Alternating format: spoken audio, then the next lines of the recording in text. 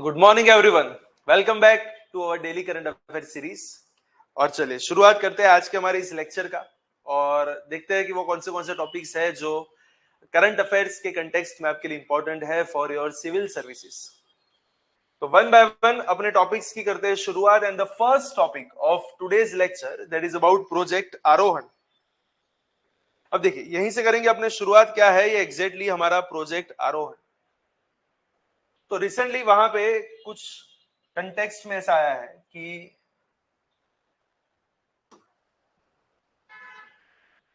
जो हमारी NHAI वाली अथॉरिटी है, that is national highway authority of India, उसने एक प्रोजेक्ट आरोहण यहाँ पे शुरू किया है। किसके लिए? फॉर दोज पीपल जिसके बच्चे, किसके बच्चों की बात है तो वो for those people who are working at toll plaza. और टोल प्लाजा के अंदर जितने भी लोग काम कर रहे हैं वहां पे, तो उनके बच्चों के एजुकेशन को और सपोर्ट करने के लिए एक नया प्रोजेक्ट हुआ है शुरू। It is named as project Arohan. किसके लिए है? फिर से एक बार, जो टोल प्लाजा वर्कर्स है उनके बच्चों के एजुकेशन को सपोर्ट देने के लिए। एक स्कॉलरशिप भी बोल सकते हैं कि मेंटरशिप बोल सकते हैं। एक मेंटरशिप प्रोग्राम यहाँ पे हुआ है स्टार्ट, जो जितने भी टोल प्लाजा के काम करने वाले जो एम्प्लॉयज है उनके चिल्ड्रन को, और वहां पे भी खास तौर पे इकोनॉमिकली वीकर सेक्शन के चिल्ड्रन को वहां पे एजुकेशनल सपोर्ट देने के लिए है। It is launched by NHAI, that is national highway authority of India. और कौन इसे इंप्लीमेंट करने वाला है? तो it is implemented bye SMEC trust Bharat cash. इसका एम क्या है? देखिए, जितने भी एजुकेशन के रिगार्डिंग फाइनेंशियल तकलीफ है उन सबको वहां पे दूर करना, साथ में क्वालिटी वहां पे उनको इक्वल क्वालिटी एजुकेशन वहां पे प्रोवाइड करना। जितने भी ये बच्चे हैं उनका कोई टैलेंट वगैरह है तो उसको वहां पे और नर्चर करना, जिससे सोशियो इकोनॉमिक डिवाइड वहां पे खत्म हो सके। लगभग 500 बच्चों को क्लास 11 से लेके कॉलेज के फुल ग्रेजुएशन तक के 500 बच्चों को यहाँ पे कवर किया जाएगा। और लगभग 12,000 रुपए एन्युअली हर एक स्टूडेंट को वहां पे दिए जाएंगे। हायर स्टडी का यहाँ पे उनको मिलेगा support, that is 50 bright students aspiring for post graduation and above, they will get 50,000 rupees each। Finance से भी ज्यादा अगर बात करें तो यहाँ पे मेंटरशिप प्रोवाइड होगी, स्किल गाइडेंस यहाँ पे प्रोवाइड होगा, करियर गाइडेंस यहाँ पे प्रोवाइड होगा। साथ में यहाँ पे गवर्नमेंट ने कितना पैसा वहां पे अलोकेट वहां पे किया हुआ है, that is 1 crore rupees for the first phase, that is from July to March. पहले फेज के लिए वहां पे कुछ पैसे दिए हैं, जिसकी एप्लीकेशन प्रोसेस कैसी है तो पूरा एक ऑनलाइन पोर्टल वहां पे बनाया है, जहां पे आपको अपने एकेडमिक रिकॉर्ड्स देने पड़ेंगे, इनकम के कुछ प्रूफ्स वगैरह देने पड़ेंगे, कास्ट सर्टिफिकेट, ID प्रूफ, वो इन शॉर्ट जो रेगुलर रिक्वायरमेंट्स होती है डॉक्यूमेंटेशन की, वो सब आपको देना पड़ेगा। और गर्ल्स वगैरह जो है उनको वहां पे थोड़ी सी प्रायोरिटी और ज्यादा दी जाएगी। साथ में जो EWS है, SC ST OBC minority community के जो स्टूडेंट्स वगैरह है उनको वहां पे थोड़ी सी प्रायोरिटीज दी जाएगी। चलिए, उसके बाद का जो आज का टॉपिक है वो एक ऐसी एक चीज है जिसका नाम है UPM J10403551 AA BBB अब देखिए एग्जैक्टली ये नाम अजीब क्या है, बस आपको इतना शॉर्ट में पता होना चाहिए कि एग्जैक्टली है क्या।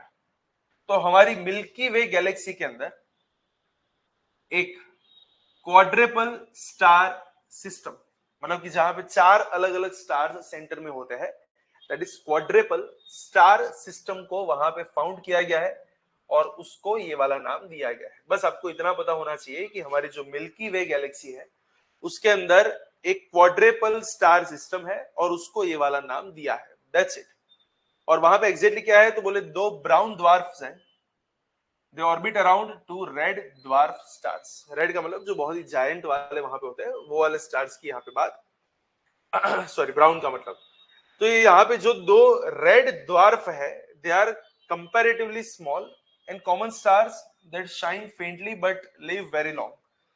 जो ब्राउन ड्वार्फ्स है वहां पे objects between stars and planets की बात है, they called failed stars because they can not fuse hydrogen like the stars.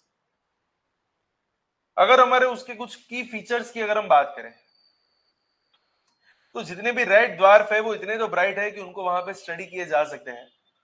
और जो ब्राउन ड्वार्फ है उनको बोल सकते हैं कि वो जुपिटर के साइज के हैं, नो डाउट वो हैवी है। उससे बहुत ज्यादा, लेकिन जुपिटर वाली साइज के वहां पे है। ऐसी सिस्टम उनको बहुत ही रेयर में मिलती है, और इसीलिए देखा जाए तो वो लेस देन 5% का वहां पे मास वगैरह वहां पे रहता है। सिग्निफिकेंस क्या है, अभी तक हमने आज तक ऐसी कोई सिस्टम देखी नहीं। सो ये पहली ये वाली ऐसी कुछ सिस्टम हमारे सामने यहाँ पे आई है, और इसलिए हम बोल सकते हैं कि जितने भी ब्राउन ड्वार्फ्स है उनको स्टडी करने के लिए हमारे पास एक बहुत बढ़िया सा सोर्स यहाँ पे हमको मिला है। It also provides insights into how stars and planets form in the space. It improves our knowledge about the distribution of mass in the universe. It acts as a natural laboratory. Since all four form together, scientists can compare their age, their temperature, their composition accurately. That's it. That is all about this system. In short आपको exam के point of view से बस ये पता होना चाहिए कि अगर आपके सामने ऐसा कोई वर्ड आ रहा है, ऐसा कोई अजीब वर्ड अगर आपके सामने है, तो आपको पता होना चाहिए कि ये वाला वर्ड जो है वो किसके रिगार्डिंग है। तो एक 4 स्टार वाली एक सिस्टम हमको मिली है मिल्की वे गैलेक्सी के अंदर, उसके रिगार्डिंग ये वाला वर्ड वहां पे है। That is enough for the prelims. चलिए नेक्स्ट टॉपिक पे हम जा रहे हैं और आगे। लेकिन नेक्स्ट टॉपिक से जाने से पहले मैं आपको एक चीज बता दूं, that is PD Gurukul Ahmedabad as well as Gandhinagar, दोनों ब्रांचेस के ऊपर इस महीने यूपीएससी एंड जीपीएससी क्लास 1-2 की नई बैचेस होने वाली है शुरू। यूपीएससी एंड जीपीएससी क्लास 1-2 उसकी वहां पे नई बैचेस होने वाली है शुरू, PD Gurukul Ahmedabad as well as Gandhinagar branch. देखिए ऑलरेडी पिछले महीने that is after Independence Day हमने ऑलरेडी एक बैच वहां पे शुरू कर दी है, जो ऑलरेडी हाउसफुल हो चुकी है। और on the basis of public demand we are also launching a new batch in this month. तो अगर अभी तक आपने एनरोलमेंट नहीं करवाया है तो नीचे डिस्क्रिप्शन बॉक्स के अंदर आपको एक फॉर्म मिलेगा, you can just fill up that form, और you can also contact on this number for all kind of information regarding preparation, syllabus, structure, सब कुछ आपको वहां पे मिल जाएगा। You will also get 3 days free demo sessions as well as up to 50% scholarship. Yes, you will get 3 free demo sessions as well as up to 50% scholarship. Up to 50% scholarship.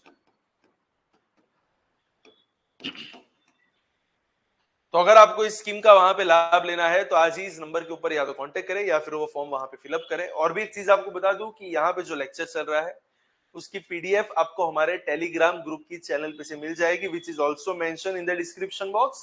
You can go there, you can join the channel and you can download this PDF which is available in both the languages, that is in Gujarati as well as English. So यहाँ पे जितने भी ऐसे aspirants हैं जो Gujarati medium में preparation कर रहे हैं, आप इसको वहां पे डाउनलोड कर सकते हैं। और आप देख सकते हैं कि यहाँ पे हमने प्रीलिम्स और मेंस दोनों के हिसाब से जो टॉपिक्स इंपॉर्टेंट है उनका दोनों के हिसाब से हमने एक्सप्लेनेशन वहां पे दिया हुआ है। जो प्रीलिम्स वाले पॉइंट ऑफ व्यू से वहां पे इंपॉर्टेंट है उनका वहां पे उसके रिगार्डिंग उसका डेटा आपको मिल जाएगा। जो प्रीलिम्स और मेंस दोनों में आ सकते हैं उसका डेटा उसके हिसाब से मिल जाएगा। So there is a good bifurcation which are done by us, right. So आप उसका डायरेक्ट वहां पे बेनिफिट उठा सकते हैं, इस पीडीएफ को डाउनलोड कर सकते हैं। चलिए नेक्स्ट टॉपिक हमारा है दैट इज अबाउट मिग 21। और क्या है ये मिग 21 वाला अभी रिसेंटली जो आया है न्यूज में, what is in the context. तो यहां पे बोल दिया है कि हमारा जो आइकॉनिक एक फाइटर जेट है जिसका नाम है मिग 21, उसे हम फाइनली कर रहे हैं रिटायर। रिटायर का मतलब उसको बस वहां पे डिसकंटिन्यू किया जा रहा है from the operational service on 26 of सितंबर 2025, जिसने लगभग 6 डेकेड से भी ज्यादा हमारे देश के अंदर वहां पे सेवा दी है। 6 डेकेड मतलब 60 ईयर से भी ज्यादा टाइम से ये यहाँ पे कार्यरत थे, और फाइनली अब इनको वहां पे रिटायर किया जा रहा है। एक बोल सकते हैं कि एक सुपरसोनिक जेट फाइटर एयरक्राफ्ट है, और बोल सकते हैं कि पिछले 60 साल से इंडियन एयरफोर्स का एक बैकबोन वहां पे बने हुए हैं, जो अपनी speed, agility as well as delta wing design उसके लिए वहां पे बहुत ही ज्यादा फेमस है। And it is also the world's most produced supersonic jet fighter. और कैसा दिखता था ये मीग वाला प्लेन, तो कुछ इस तरीके का अपना दिखता था ये वाला मीग। और अब फाइनली हम इसको यहां पे कर रहे हैं कुछ रिटायर। किसने इसको किया था डेवलप्ड, तो it was designed by Mikoyan Gurevich design bureau, जो कहां का था, that is from Soviet Union. And the first prototype flew in 1955, formally inducted into the Indian Air Force in 1963. 1955 से अंदर ये दुनिया में वहां पे उड़ता रहता है, यहाँ पे चलता रहता है, और इंडिया में देखा जाए तो ये 63 के बाद वहां पे आया। First squadron number 28 squadron Chandigarh earned the title the first supersonics. It played decisive role in the major wars like 1965 और 1971 war. तो दोनों में इनकी वहां पे इंपॉर्टेंस बहुत ज्यादा थी, as well as Kargil war in the year 1999। Plus साथ में देखा जाए तो 2019 के अंदर भी उनका वहां पे उसने पाकिस्तान का F-16 वहां पे गिरा दिया था।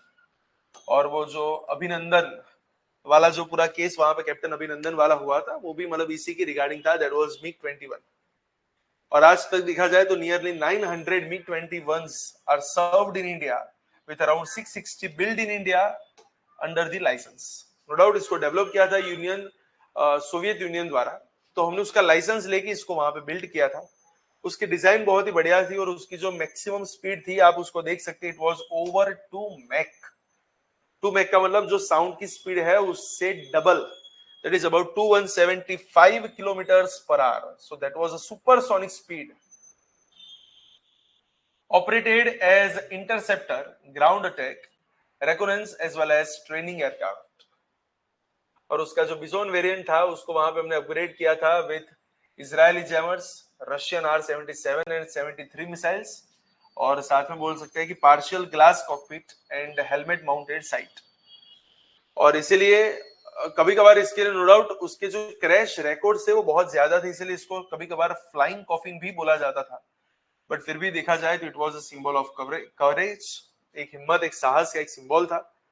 और एक इंडिया और रशिया का जो टाइप है उसकी एक बहुत ही बड़ी सी एक निशानी थी, और हमारा सेल्फ रिलायंस जो है इंडिया का एरोस्पेस के अंदर, उसकी भी एक निशानी थी। And that is all about MiG-21, जिसको फाइनली वहां पे रिटायर किए जा रहे हैं इन this month, that is on 26 of September 2025. That's it.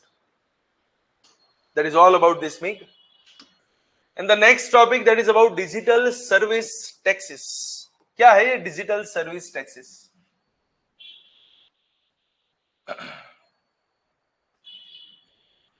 तो देखिए यहां पे बेसिकली कुछ ऐसा हो रहा है कि बहुत से American technological giants, that is American tech giants, जो इंडिया या फिर अलग अलग कंट्रीज के अंदर काम कर रही है, तो इंडिया ने और अलग अलग कंट्रीज ने इन अमेरिकन टेक जायंट्स के ऊपर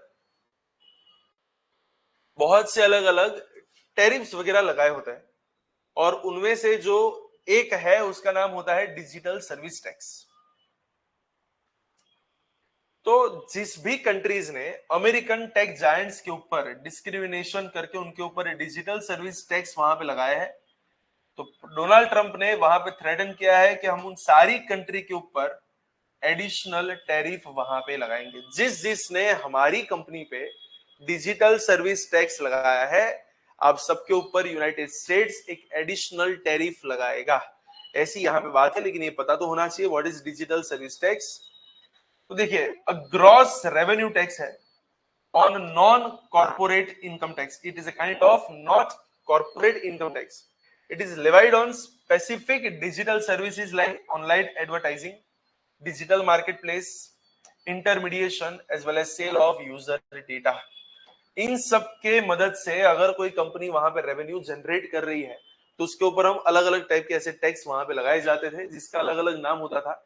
इंडिया में हम इस टाइप के टैक्स को इक्वलाइजेशन लीवी का नाम देते थे। तो जो इक्वलाइजेशन लीवी थी वो बेसिकली यही है, it is applied on the revenues generated from the users in the taxing country irrespective of where the company is headquartered। फर्क नहीं पड़ता कि आपकी कंपनी का हेडक्वार्टर कहां पे है, हो सकता है कि वो यूएस का हो, लेकिन अगर आपकी कंपनी इंडिया में काम कर रही है, वो इंडिया में से पैसे कमा रही है, हमारी यूजर्स से पैसे कमा रही है, तो आपको इंडिया में टैक्स पे करना पड़ेगा। That is what the concept of digital service taxes, right. और इसी के अगर हम बात करें तो it is a kind of we can say destination based tax, because the tax liability is tied to the user's location, not the firm's headquarter। User India का है तो तुमको पैसे यहीं पे देने पड़ेंगे। Targets large companies exceeding the global and domestic revenue thresholds. तो जिसका फॉर एग्जांपल अगर वर्ल्ड वाइड या फिर लोकल थ्रेशोल्ड 750 मिलियन यूरो से ज्यादा जाता है तो उनके ऊपर ऐसे टैक्स वहां पे लगते थे। जो लगभग 2% से लेके 7.5% के आसपास वहां पे होते थे। यूएस कैसा बोलना है कि हमारी जो कंपनीज है गूगल, अमेजॉन, मेटा, एप्पल, आप इनके साथ वहां पे डिस्क्रिमिनेशन करके इनके ऊपर ज्यादा टैक्स लगाते हो। इंडिया में अगर हम बात करें,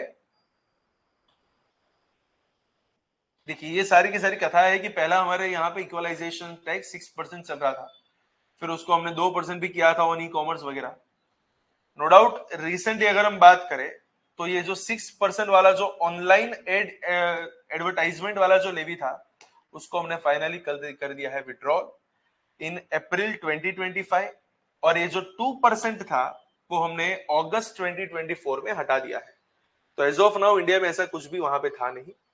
ये तो सिर्फ हमारी बात है कि हमारे यहाँ पे ऐसे टाइप के टैक्सेस वगैरह होते थे। That's it, that is all about this topic, that is all about digital service tax. No doubt India के अंदर इसको वैसे भी हटा दिया गया है तो हमें इतनी टेंशन नहीं है, बट यूनाइटेड स्टेट्स ने ऐसी बात की है। प्लस अभी रिसेंटली साईफाई हब को वहां पे बैन किया गया है और one nation one subscription scheme को वहां पे और प्रमोट करने की बात है। देखिए दिल्ली हाईकोर्ट ने साईफाई हब और उसके एग्जैक्टली जो उसकी जो मिरर साइट्स थी उन सबको वहां पे बैन कर दिया है on the basis of copyright cases, right? And therefore it has revived the debate on access to research papers and the role of governments one nation one subscription। देखिए basically ये जो साईफाई हब करके जो website या वहां पे जो चल रहा था प्लेटफॉर्म, वो अलग अलग रिसर्च पेपर्स को फ्री में प्रोवाइड करते थे, एंड इसलिए वर्ल्ड वाइड बहुत से लोगों ने इसके ऊपर कॉपीराइट के केसेस लगाए थे, because without the permission of the people they have published their research papers freely on that platform. तो गवर्नमेंट ने इसलिए यहाँ पे बैन कर दिया है क्योंकि अपने यहाँ पे ऑलरेडी एक स्कीम चलती है जिसको बोलते हैं वन नेशन वन सब्सक्रिप्शन। आपको एक सब्सक्रिप्शन लेना पड़ता है ऐसे अगर रिसर्च पेपर्स अगर आपको चाहिए तो, लेकिन अगर ऐसा कोई भी साईफाई टाइप का हब आता है जो आपको फ्री में ये सब प्रोवाइड करेगा तो फिर आप सब्सक्रिप्शन क्यों लोगे, right? So that's why we can say that is to promote the subscription. उन्होंने इन सब चीजों को वहां पे बैन कर दिया है। 2011 में साईफाई हब को वहां पे फाउंड किया गया था, it is a free online repository of millions of research papers, जो किसी भी पे वॉल्स को वहां पे बाईपास करते थे और विदाउट सब्सक्रिप्शन एकेडमिक जर्नल्स को वहां पे पब्लिश करते थे, जो स्टूडेंट्स में, रिसर्चर में और इंडिपेंडेंट स्कॉलर्स में वहां पे बहुत ही फेमस है। लीगल चैलेंज वहां पे क्या आती थी कि भैया उसके खिलाफ एक तो कॉपीराइट के वहां पे केसेस थे, और साथ में जब भी अगर हम रिसेंटली अगर हम बात करें तो गवर्नमेंट के जो इनिशिएटिव है ये इसके बीच में आ रहा था। सो while the verdict upheld the intellectual property rights, it left unresolved the larger question of how ordinary researchers can afford the access in India. So for that there is a scheme which is known as One Nation One Subscription Scheme. It was launched in 2024 with an outlay of 6,000 rupees crore for the first phase. It negotiates the bulk deals with 30 publishers to give access to 13,000 journals. So phase 1 के अंदर यहाँ पे public institute और universities को coverage वहां पे करने की बात, and that is all about one nation one subscription. जब उसका फेज 2 आएगा तब वहां पे प्राइवेट इंस्टीट्यूट्स को भी कवर किया जाएगा। So the main objective is to ensure the universal and legal access to the research material across the India, reducing the reliance on piracy. तो पायरेसी के ऊपर निर्भर रहने की बजाय वहां पे इस बात को इंश्योर करना है कि सबको वहां पे रिसर्च पेपर्स, रिसर्च मटेरियल जो है वो सबको वहां पे मिलना चाहिए। That is all about this scheme, that is all about one nation one subscription. And the last point of today's current affair, that is about national designated authority for carbon market। Carbon market को और वहां पे proper करने के लिए एक authority बनाने की वहां पे बात है। So the center has finalized a 21 member national designated authority to enable India's carbon market। सबको पता होगा व्हाट इज कार्बन मार्केट। तो अलग अलग फैक्ट्रीज या कंपनीज है उनको कुछ कार्बन के वहां पे एक फिक्स टारगेट दिए जाते हैं कि आप इससे ज्यादा कार्बन एमिशन नहीं कर सकते। अगर आप अपने टारगेट से कम एमिशन करते हैं तो जो रिमेनिंग पार्ट है वो आपके अकाउंट में क्रेडिट हो जाएगा, जो आप किसी और को बेच सकते हैं। ये जो कार्बन का जो ट्रेड होता है this is known as carbon market. और कार्बन मार्केट को और वहां पे बेटर करने के लिए एक अथॉरिटी बनाने की बात है जिसका नाम है national designated authority. So it is mandatory under the article number 6 of Paris Agreement 2015.